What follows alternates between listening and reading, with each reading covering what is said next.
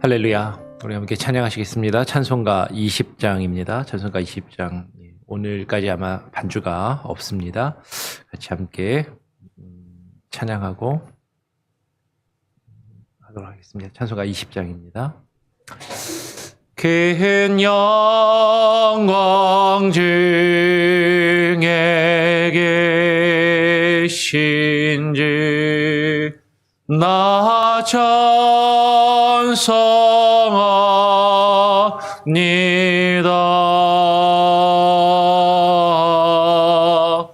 영원히 계신 주 이름 나 찬송합니다.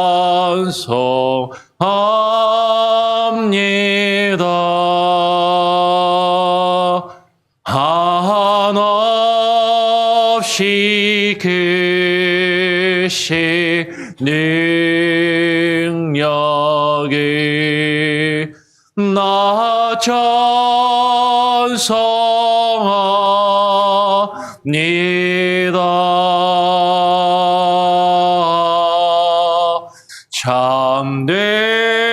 참되고 미피 그 언약 나 찬송합니다. 온 천지차 저하시다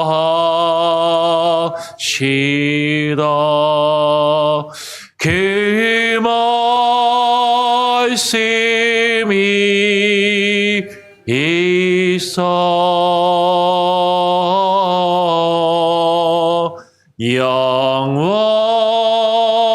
영원히 변치 않는 주 나 믿사옵니다.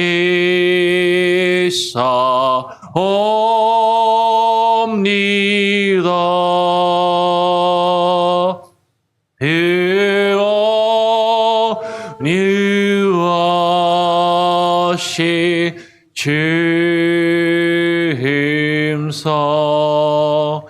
날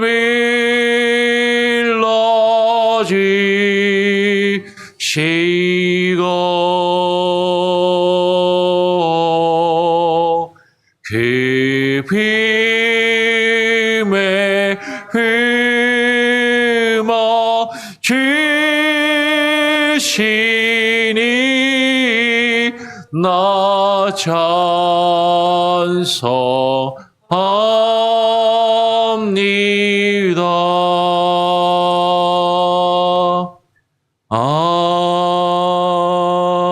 아멘.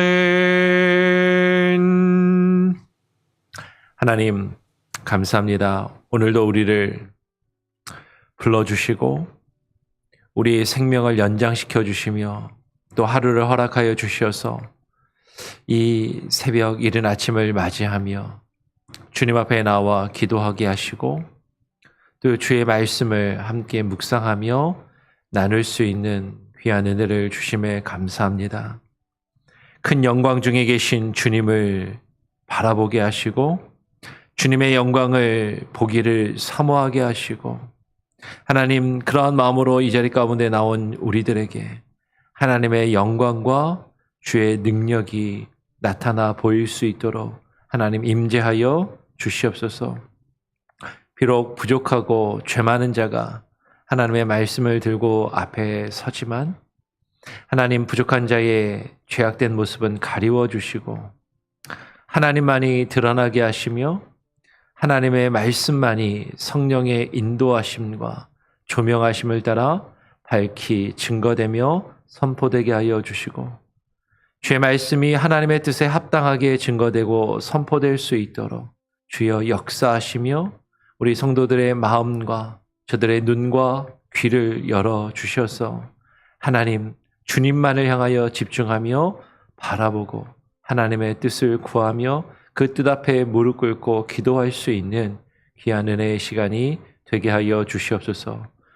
오늘 이 시간을 주님께 온전히 맡기고 또 의탁드리오며 거룩하신 예수 그리스도의 이름으로 기도합니다. 아멘. 오늘 대우리문답 158문입니다. 158문의 질문은 하나님의 말씀은 누가 설교할 수 있습니까? 라고 그렇게 질문을 합니다. 우리가 어제는 하나님의 말씀이 어떻게 읽혀져야 합니까? 라는 그 질문과 답을 함께 나누었습니다. 하나님의 말씀이 어떻게 읽혀져야 하는가는 우리가 두 가지로 이해할 수 있겠다라고 어제 말씀을 드렸어요. 우리가 하나님의 말씀을 어떻게 읽을 것인가, 우리 각각의 개인이 우리가 하나님의 말씀을 읽고 그 말씀을 대할 때 어떠한 태도로 대할 것인가, 또한 그 말씀이 어떻게 읽혀져야 한다라는 것은 내가 그 말씀을 개인적으로 읽는 것뿐만 아니라 우리가 함께 예배 시간에 함께 모여서 공적으로 그 하나님의 말씀을 읽고 그 하나님의 말씀을 나눌 때 그 말씀을 어떠한 마음과 태도로 듣고 그 말씀 앞에 어떠한 마음가짐으로 우리가 서야 하는가, 그것을 우리가 함께 나누었습니다. 그러면서 오늘 이어서 158문은 그 하나님의 말씀을 그렇다면 우리가 교회에서 공적으로 누가 설교할 수 있는가를 지금 질문하고 있는 것이죠. 예, 답을 같이 한번 읽어보겠습니다. 함께 답을 읽겠습니다. 시작. 하나님의 말씀은 충분하게 은사를 받고 또한 정식으로 승인되어 말씀의 직분으로 부름을 받은 사람에 의해서만 설교될 수 있습니다.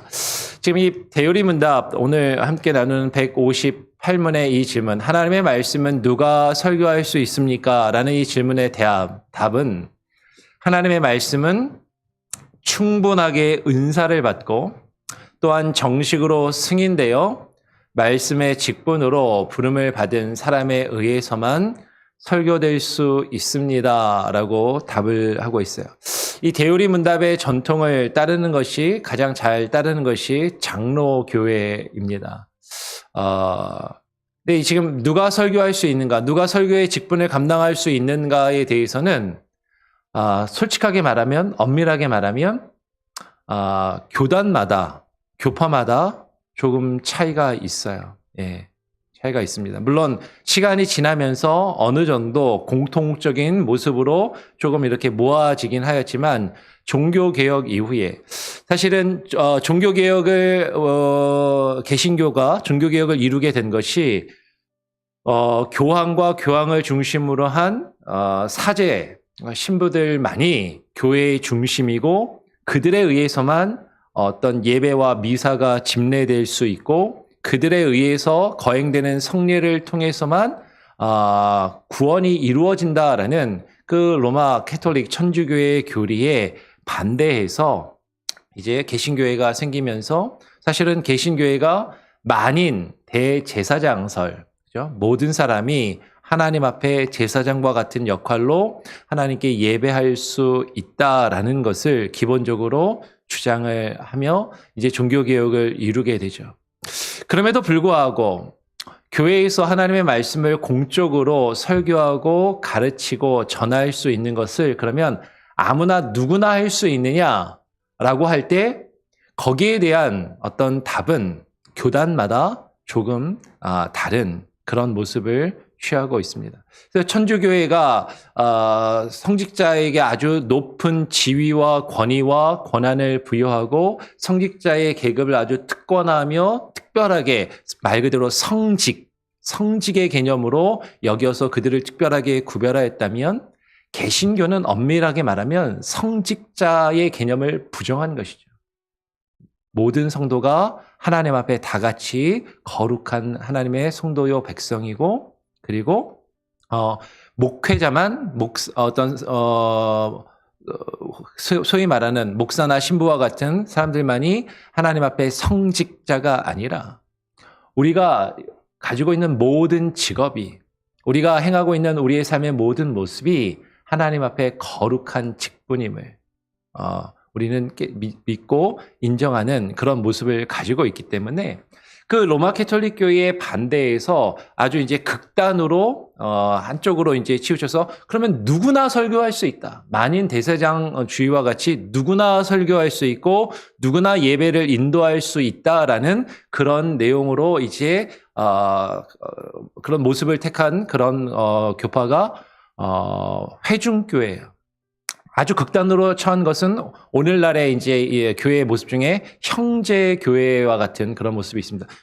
시애틀에 있는 우리 교단에 있는 형제교회라는 이름이 있더라고요. 그 대형 교회, 큰 교회를 이야기하는 것이 아니라 형제교회라는 교파를 추구하는 그런 교단들이 있는데 그 교단은 교단이라고 하기도 좀 애매하죠. 왜냐면 어떤 조직체 자체를 부인하니까 그런 무브먼트를 추구하는 그런 사람들은 교회의 어떤 조직이나 목사도 없고 장로도 없고 집사도 없고 교회 어떤 직분도 다 없고 그냥 교회 안에는 다 형제, 다 자매 이렇게 여기는 그래서 누구나 그 모임 중에서 성경을 좀 잘 알고 성경에 대해서 열심히 있는 사람이 누구나 예배를 인도하고 성경을 가르치고 설교를 할 수 있다라고 그렇게 한쪽으로 극단적으로 치우친 그런 무리들이 실제로 있는 것이죠. 그런 곳에서는 실제로 목사만 앞에 서서 예배를 인도하고 하지 않고 돌아가면서 하기도 하고 그들 가운데서 성경을 잘 알고 또 이제 잘 가르칠 수 있는 사람이 그렇게 하기도 합니다. 그런 곳에서 조금 더 제도화된 조금 더 어떤 교회의 질서와 조직을 갖춘 모습이 조금 더 약간 이게 좀 더 약간 보수적으로 돌아온 것이 침례교회예요. 침례교회. 그래서 침례교회는 원칙적으로 정식으로 신학교 교육을 받지 않았어도 침례교회는 그 congregation이 회중들이 그 교회의 회중들이 이 사람을 우리의 교회의 목사로 우리가 인정한다라고 하면 정식으로 신학 교육을 받지 않아도 목사가 될 수가 있습니다. 네. 그런 대표적인 사람이 조엘 오스틴 같은 사람인 것이죠. 조엘 오스틴 같은 목사는 원래 신학을 공부하지 않고 먼저 목사가 되었고 아버지의 교회를 물려받아서 목사가 되었고 그리고 그 이후에 신학 공부를 한 걸로 알고는 있어요. 그러니까 침례교회 같은 경우는 사실은 어떤 특별한 교육이나 어떤 과정이 없어도 그 회중들이 인정을 하면 목사가 될 수 있는 그런 자격을 부여를 받습니다. 이게 이제 침례교회의 기본적인 원칙인데 오늘날은 침례교회가 그럼 뭐 침례교 목사님들은 다 신학교 안 나왔습니까? 그렇지 않아요. 침례교 목사님들도 대부분 신학교를 나오셨고 정식으로 신학교육을 받았는데 침례교회가 기본적으로 추구하던 방향이 그와 같은 모습이 있다라는 것이죠. 예. 그런 것에 비해서 우리 장로교회는 그 중간의 모습을 가지고 있고 장로교회보다 조금 더 천주교회에 가까운 모습을 가지고 있는 게 감리교회나 성공회의 모습인 것이죠.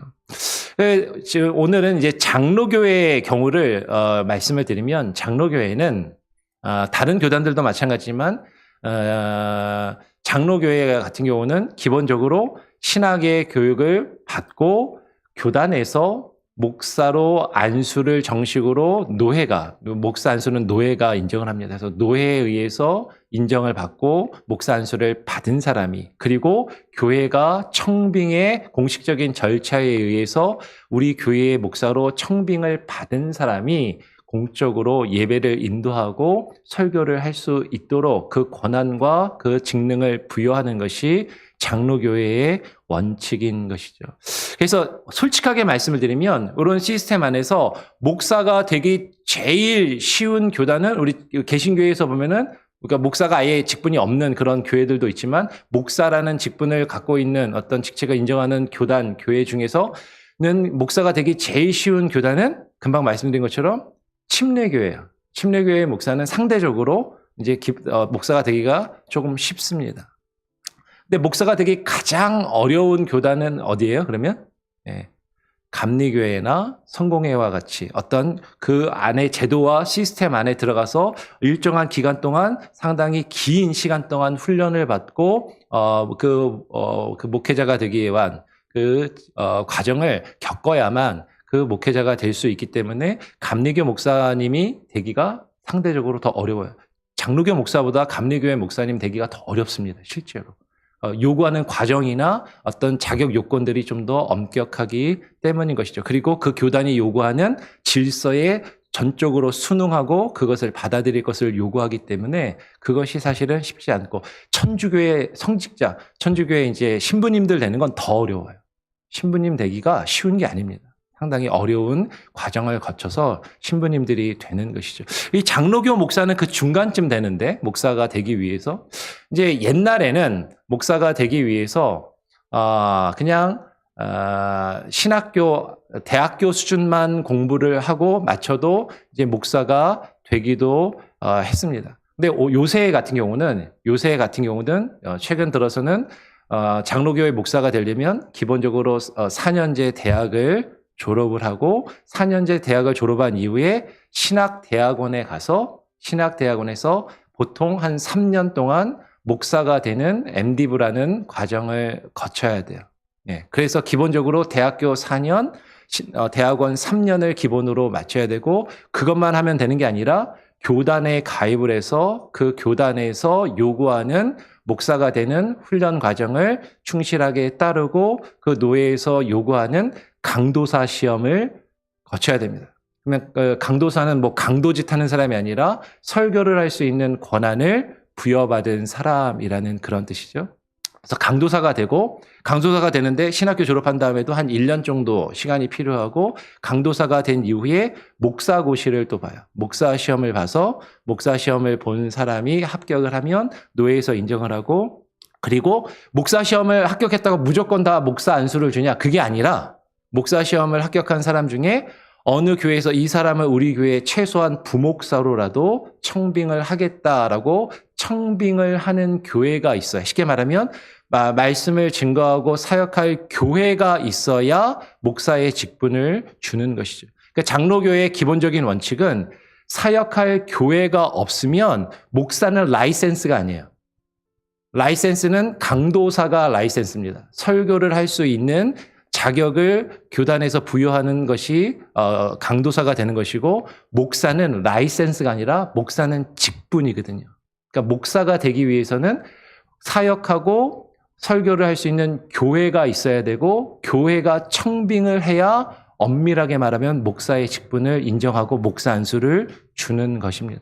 그래서 그렇게 돼야 이제 어떤 목사로서 기본적으로 여러 가지 훈련을 받고 과정을 거친 사람을 목사로 인정을 하는 거죠. 이게 이제 장로교회의 모습인 거예요. 근데 아까 말씀드린 것처럼 침례교회는 장로교회보다는 조금 더 쉽다. 그렇다고 뭐 엄청 쉬운 건 아니고요. 조금 더 까다롭지 않고 쉽고 감리교회나 그런 교회는 조금 더 우리 장로교회보다는 조금 더 절차나 과정이 복잡하고 조금 더 어렵다라고 이해를 하시면 되죠. 그런데 문제는 오늘날 많은 교회 가운데 목사라고 하시는 분들 중에 이런 정상적인 과정을 거치지 않고 비인가 신학교나 무인가 신학교를 다니고 아까 말한 기본적으로 대학교 4년, 신대원 3년 이 과정을 기본적으로는 최근에 들어서는 거쳐야 되는데 옛날에 목사님들은 안 그랬어요. 옛날에 목사님들은 대학교 한 4년 정도만 아니면 전문대 과정 2, 3년만 거쳐도 목사님이 되셨죠. 그러니까 쉽게 말하면 우리 예전에 계시던 오종호 목사님 시대에는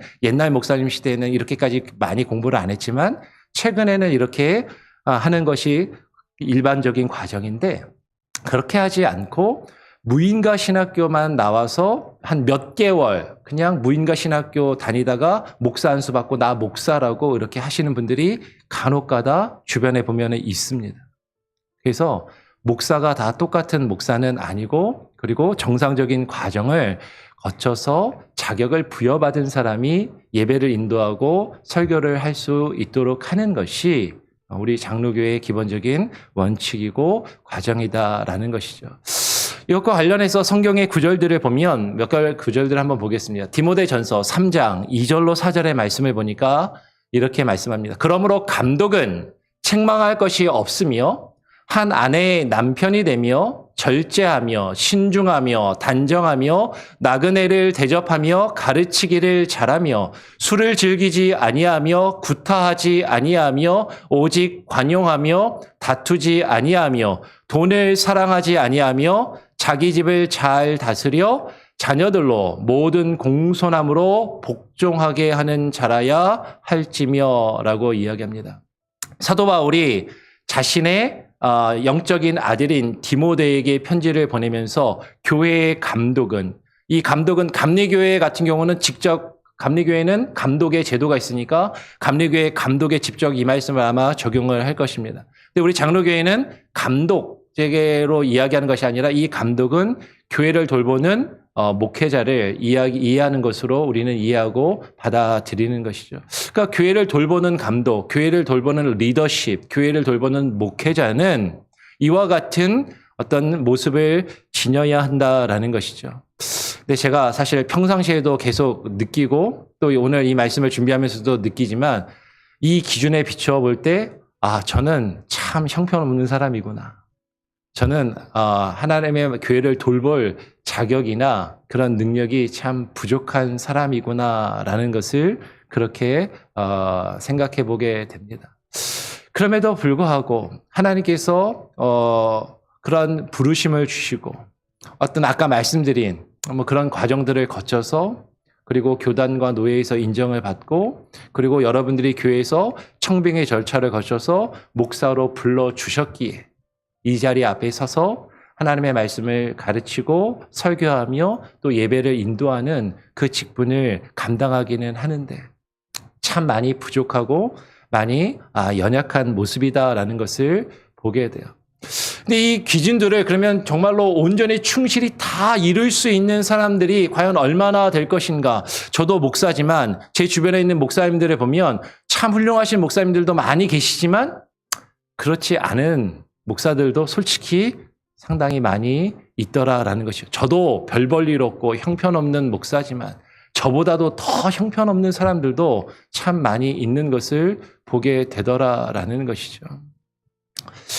우리가 뭔가 잘나고 특별하고 대단한 존재여서 이 앞에 서서 하나님의 말씀을 가르치고 예배를 인도하며 설교를 할 수 있는 것이 아니라 누구나 다 연약하고 흠이 많고 부족하지만 그러나 늘 절제하고 책망할 것이 없도록 노력하고 애쓰는 그런 마음과 그런 태도로 그렇게 노력하는 모습으로 그렇게 앞에 서서 말씀을 증거해야 하는 것이죠. 내일 어떠한 태도로 말씀을 증거해야 되는가 조금 더 우리는 나누게 될 것입니다. 그런데 누가 설교를 하고 앞에 서서 말씀을 가르칠 수 있는가? 기본적으로 하나님께서 가르칠 수 있는 은사를 부어주시고 그 말씀을 잘 가르칠 수 있도록 어느 정도 정해진 과정에 통해서 훈련을 받고 공부를 하고 준비된 사람이 그것을 이루어야 한다는 것이죠. 그리고 성도들이 볼 때 그래도 우리 교회를 이끌어가고 앞에서 말씀을 전할 수 있는 그런 사람으로 그래도 어느 정도 인정이 되고 공감이 될 때 그렇게 말씀을 전할 수 있는 그런 권한과 자격이 사실 부여될 수 있다라는 것이죠. 말라기 2장 7절 말씀은 이렇게 말씀합니다. 우리 같이 한번 말라기 2장 7절 말씀을 같이 한번 읽어보겠습니다. 시작. 제사장의 입술은 지식을 지켜야 하겠고 사람들은 그의 입에서 율법을 구하게 되어야 할 것이니 제사장은 만군의 여호와의 사자가 됨 이거늘. 아까도 말씀드린 것처럼 오늘날 목사는 구약의 제사장과 완전히 똑같은 직분을 가지고 있는 사람은 아닙니다. 물론 로마 캐톨릭 천주교회는 구약의 제사장의 그 역할과 직분을 오늘날 신부들이 사제들이 똑같이 프리스트라고 하잖아요. 네. 제사장, 프리스트, 신부님도 프리스트 똑같이 제사장이라고 부르면서 그 역할과 직능을 거의 그대로 물려받았다라고 여기지만 우리 개신교회는 사실 그렇지는 않아요. 그럼에도 불구하고 구약의 제사장과 똑같은 역할과 직분을 오늘날의 목사들이 감당하는 것은 아니지만 그러나 구약의 제사장들이 감당하였던 것처럼 예배를 인도하고 그리고 하나님의 말씀을 백성들에게 가르치며 그 백성들을 하나님께로 이끌고 인도하는 그런 어느 정도의 역할과 모습이 있다라는 것이죠. 그 제사장의 입술은 지식을 하나님의 말씀을 지키고 그 하나님의 말씀을 백성들에게 증거하며 가르치는 여호와의 사자가 되어야 한다라는 것입니다. 그래서 백성들은, 하나님의 성도들은 그 제사장에게서, 말씀을 증거하는 자에게서 하나님의 말씀을 구하게 된다라는 것이죠. 그래서 누가 설교를 할 수 있는 사람인가? 하나님의 말씀을 열심히 공부하고 배우고 그것을 연구하여서 그것을 잘 전할 수 있는 자. 그래서 목회자에게, 설교자에게 가장 먼저 요구되는 것, 아까 우리가 읽은 것처럼 여러 가지 온전한 모습들, 흠없는 모습이 있으면 그것이 필요하고 그렇게 노력하고 애써야 되지만, 가장 중요한 것은 하나님의 말씀을 잘 가르치고 전할 수 있도록 준비된 사람이어야 한다. 그가 메신저라는 것이죠. 여호와의 사자. 여러분, 이 여호와의 사자라는 말은 하나님의 말씀을 증거하며 전하는 자라는 것이죠. 이 여호와의 사자가 헬라어로 가서는 앙겔로스, 그리고 영어에서 엔젤, 천사로 번역이 돼요. 여러분, 천사의 개념을 어떤 영적인 존재로만 이해할 것이 아니라, 천사는 하나님의 말씀을 증거하고 전달하는 메신저입니다. 그래서 우리 대표 기도하실 때 많은 분들이 하나님께서 세우신 사자, 목사님을 위해서 이렇게 기도하시는 분들이 있잖아요. 그때 그 사자라는 표현이 이 메신저, 말씀을 전하는 자라는 표현이고, 그 메신저는 천사와 똑같은 의미이고 개념이다라는 것이죠. 말씀을 전하는 직분이고, 말씀을 전하는 역할이 바로 설교자에게 필요한 것이고, 그 말씀을 바로 깨닫고 증거할 수 있는 것, 그것이 필요하다라는 것이죠. 그래서 그 말씀을 어떻게 전해야 됩니까? 날마다 간절한 마음으로 그 말씀을 받아서 그것을 전하기에 힘쓰는 그런 모습이 있어야 한다라는 것이죠. 디모데 전서 4장 13절로 15절을 보면 이렇게 이야기합니다. 제가 13절, 14절을 읽으면 15절 같이 한번 읽어보죠. 내가 이를 때까지 읽는 것과 권하는 것과 가르치는 것에 전념하라. 너의 속에 있는 은사, 곧 장로의 회에서 안수받을 때에 예언을 통하여 받은 것을 가볍게 여기지 말며, 15절 같이 읽겠습니다. 이 모든 일에 전심전력하여 너의 성숙함을 모든 사람에게 나타나게 하라라고 말합니다. 사도 바울이 아까 말한 것처럼 자신의 영적인 아들인 디모데에게 권면하며 이야기하는 것이죠. 너는 읽는 것과, 여기서 읽는 건 뭘 읽는 거예요? 소설책이나 만화책 같은 게 아니라 하나님의 말씀을 읽는 것과 그 말씀을 가르치며 그 말씀을 권하는 것에 전념해라. 그것이 말씀의 증거자요 설교자에게 요구되는 모습인 것이죠. 그리고 장로의 회에서 안수를 받을 때, 아까 이야기한 것처럼 우리 장로교의 경우에는 장로의 회인 노회에서, 그 노회에서 안수를 주고 목사로 세우는 그 과정, 그 신학교에서 공부하고 그 교단과 노회에서 목사로 세워지는 그 과정을 다 거친 그런 과정 가운데서 하나님께서 주신 그 예언을 통하여, 이 예언은 단순히 우리가 보통 기도할 때 어떤 하나님께 직통 계시를 받아서 예언을 받는 것, 그럴 수도 있지만 그것보다 예언은 하나님께서 주신 말씀이라는 의미인 것이죠. 그 말씀을 받은 것을 하나님께서 그 모든 과정들을 통하여 그 신학교에서 공부를 하고 목사로 세워지는 그 과정에서 하나님이 주신 그 말씀, 그 예언을 통하여 받은 것들을 가볍게 여기지 말고 이 모든 일에 전심전력하라. 이 모든 일은 뭐예요? 하나님의 말씀을 읽는 것과 권하는 것과 가르치는 것. 그것에 전심전력하여 애쓰고 수고하는 그런 모습이 있어야 한다는 것이죠. 그리고 그 말씀을 통하여서 너의 성숙함을, 너의 성숙한 신앙의 모습을 모든 사람에게 나타내도록 애쓰고 노력하라라는 것입니다. 그래서 정말로 영적으로 완벽하여서, 영적으로 뭔가 정말 대단하여서 이 앞에 서서 제가 말씀을 전거하고 여러분에게 설교를 하는 것이 아니라, 많이 부족하고 정말로 연약하고 그리고 형편없는 모습이 제 안에 분명히 있지만, 그러나 어느 정도 필요한 과정들을 거치고 그 가운데서 하나님께서 주신 말씀들에 전심하는 마음으로, 그 말씀을 늘 읽고 묵상하고 가르치기를 힘쓰고 그 말씀으로 조금이라도 하나님의 뜻을 깨달아 그 뜻에 반응하며 순종하여 나가려고 하는 성숙한 모습을 가지려고 애쓰고 노력하는 그 모습을 나타내 보이려고 저 나름은 노력을 하고 있다라는 것이죠. 네, 여러분들이 그런 앞에서 말씀을 증거하는 또 저를 위해서 또 우리 교회 또 주일학교를 사역하는 전도사님을 위해서 여러분들이 계속 기도해 주시기를 부탁을 드립니다. 말씀의 증거자가 정말로 이러한 모습으로 정말로 완벽히 이런 모습을 가지고 있는 사람만이 하나님의 말씀을 전해야 된다면 일단 저부터 하나님의 말씀을 전할 자격이 충분한가? 저 스스로도 나는 많이 부족하구나라고 생각이 되지만 그러나 하나님께서 그런 직분으로 소명으로 불러주셨고 그렇게 훈련받게 하셨고 지금도 부족하지만 정말로 그런 마음으로 말씀을 전하기를 애쓰고 노력하고 있기에 여러분도 저를 위해서 기도해 주시고 그리고 목사를 위해서 목회자를 위해서 또 교육자를 위해서 우리 주일학교 전사님을 위해서 그렇게 기도해 주셔서 정말로 말씀을 가르치고 증거하는 사람들이 합당한 모습으로 하나님의 말씀을 가르치고 설교하며 예배를 인도할 수 있도록 여러분들이 기도해 주셔야만 합니다.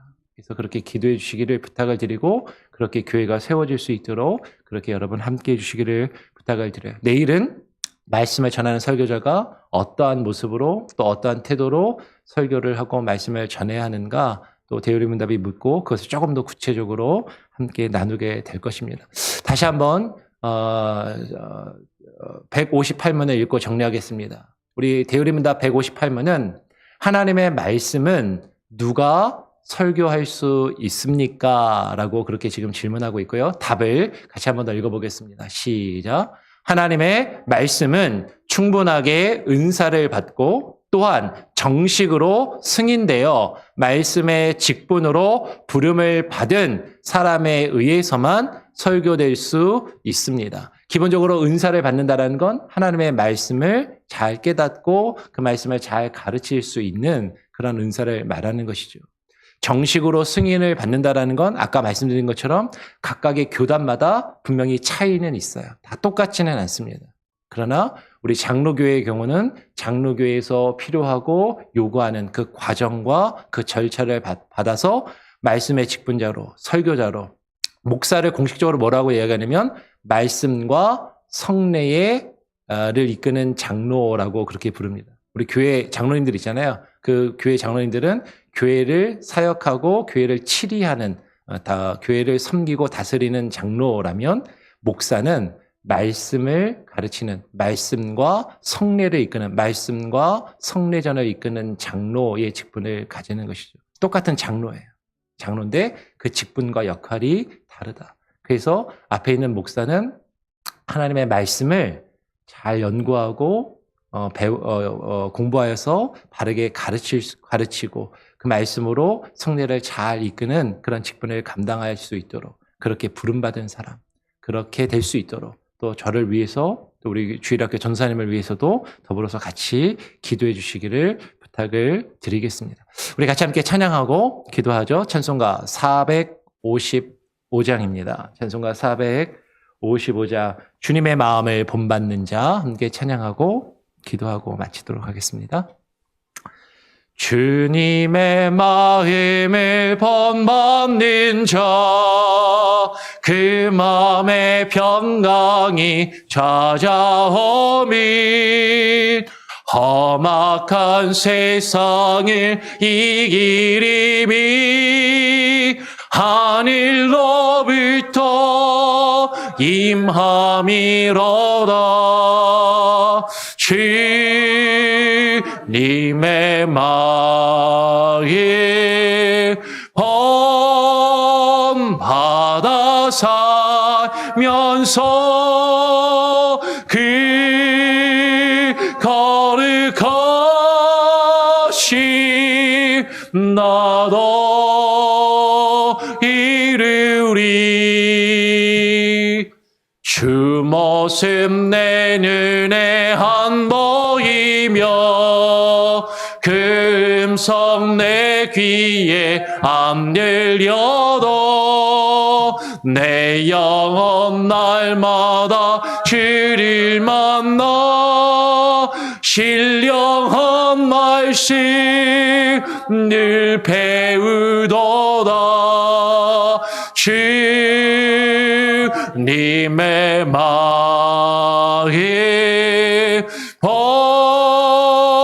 받아 살면서 그 거룩하심 나도 이루리. 가는 길 거칠고 험하여도 내 맘에 불평이 없어짐을 십자가 고난을 이겨내신 주님의 마음 본받음이라. 주님의 마음